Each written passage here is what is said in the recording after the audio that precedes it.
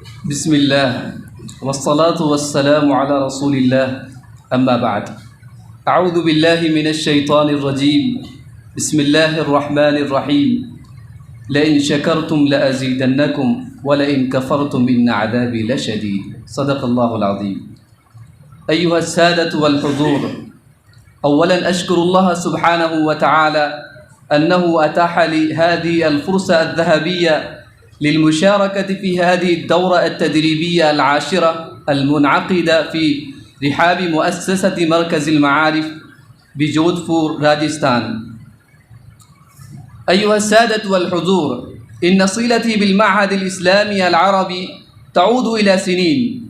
أولا شاركت في الدورة السادسة المنعقدة في حرم رياض العلوم كوسمبا جوجرات كطالب، وكنت هنا في الطبقة الثالثة، لكن بعد أسبوع ترقيت إلى الطبقة الأولى والحمد لله فزت بمركز الأول هناك. ثم شاركت في الدورة التاسعة المنعقدة في رحاب إشاعة العلوم الكلكوة كأستاذ المساعد.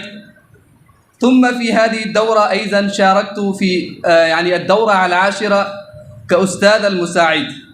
أيها السادة والحضور، المعهد الإسلامي العربي لعموم الهند لا يحتاج إلى التعارف، له صولات وجولات في الهند وخارجها، وله خدمات لا تجحد. استفاد من مناهله آلاف من أبناء المسلمين، وأنا أيضا من أبنائه، وأفتخر بانتسابي إليه، وأدعو الله سبحانه وتعالى أن يكلل المعهد الإسلامي العربي بالنجاح والقبول. وفي الأخير أشكر الله سبحانه وتعالى من جديد، وأشكر مدير المعهد الإسلامي العربي معلم الحجاج والمعتمرين الشيخ شرف عالم القاسمي حفظه الله ورعاه في الحل والترحال. وهكذا أشكر نجله النبيل أمين العام أستاذي الجليل حماد الكريمي حفظه الله تعالى ورعاه. وكيف أنسى مدير مؤسسة مركز المعارف وأستاذي الشفيق نصير الدين القاسمي حفظه الله ورعاه، الذي واصل الليل بالنهار لهذه الدورة التدريبية العاشرة، ووفر جميع التسهيلات ومرافق الحياة، فبارك الله فيه ونفع به وأطال الله بقاءه علينا. وهكذا أشكر الأديب الألمعي الأستاذ سجاد القاسمي حفظه الله ورعاه. والله لا أجد الكلمات كي يعبر بها عما يجيش في قلبي تجاهه.